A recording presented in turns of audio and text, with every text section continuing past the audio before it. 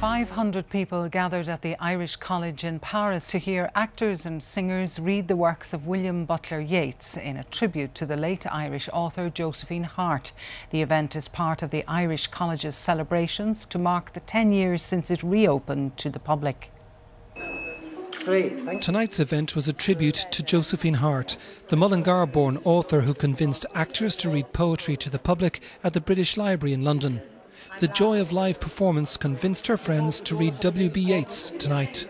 I love reading poetry out loud, and yes, I like reading it, but it just doesn't compare with the human voice speaking the words that Yeats wrote to be heard aloud. A foundation set up in Hart's name has produced the Poetry app. Yeats is one of 16 poets whose work is performed. It was #1 in the Irish download charts last weekend.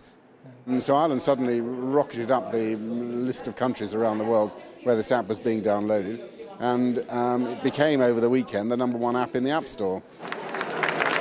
More than 500 people attended tonight's event. I will arise and go now, and go to Innisfree, and a small cabin build there, of clay and wattles made. 9 bean rows will I have there, a hive for the honeybee, and live alone in the bee-loud glade. The poem spanned Yeats' writing career in an hour-long performance. The light of evening, Lissadell, great windows open to the south. 2 girls in silk kimonos, both beautiful, one a gazelle.